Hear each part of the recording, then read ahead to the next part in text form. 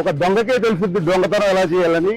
YCP వాళ్ళు automatic గా వాళ్ళంతా దొంగలు కాబట్టి ఈ డిఎస్సీలో కూడా అవినీతి చేయాలి చేయొచ్చు అని కూడా వాళ్ళకి పూర్తి అవగాహన ఉంది కాబట్టి అది కూటమి ప్రభుత్వానికి కానీ విద్యాశాఖ కానీ లేదు. మరి ఆ విధంగా మరి ఆ కూటమి ప్రభుత్వం పరిపాలిస్తుందని మేము అందరూ ఆశిస్తున్నాము. ఆ దొంగలు అలాంటి బురదజల్లి రాజకీయాలు కానీ బురదజల్లి ఆరోపణలు ఎట్టుబడి ఫస్ట్ నుంచి చూస్తున్నారు 2014-19 నుంచి కానీ ఇప్పుడు కూడా అదే పని చేస్తున్నారు. వాళ్ళు రాజకీయ జనాలకి మంచి చేయటమో అభివృద్ధి కార్యక్రమాలు చేయటమో రోడ్లు వేయటమో సంక్షేమ పథకాలు చేయటం అనేది వైసీపీ వాళ్ళకి ఎటువంటి తెలియదు.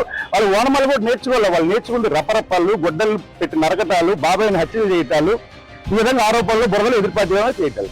పాపం జగన్మోహన్ రెడ్డి గారు కుళ్ళి కుమిలిపోయి ఆయన గదిలో జగన్ గారు బెంగళూరు ప్యాలెస్లో కూర్చొని కుమిలిపోతారు. ఆంధ్రప్రదేశ్ ఈ విధంగా అభివృద్ధి చెందుతుంది, అమరావతికి ఆ విధంగా భవనాలు వస్తున్నాయి, కంపెనీలు వస్తున్నాయి, గూగుల్ కంపెనీలు వస్తున్నాయి, డేటా సెంటర్లు వస్తున్నాయి. ఆంధ్రప్రదేశ్ ఈ విధంగా అభివృద్ధి చెందుతుంటే పాపం జగన్మోహన్ రెడ్డి గారు కుమిలిపోలు ఏడుతుంటే చూసి భరించలేక పాపం అంబటి రాంబాబు గారు పేర్నాని గారు విధంగా మీడియా ముందుకు వచ్చి మాట్లాడతారని అనుకుంటున్నాం. వాళ్ళు అవినీతి పూర్తిగా మునిగిపోయి ఆ ప్రజల సొమ్ము కాజేసి ఈ రోజు కూటమి ప్రభుత్వం చేస్తున్న దాని మీద ఆరోపణలు చేస్తున్నారు. వాళ్ళు బయటపడటం కోసం ఎదుటి బుర్ర చెల్లితే మేము బయటపడతామని ఇంకా వాళ్ళు ఆ మాయలో బతుకుతున్నారు.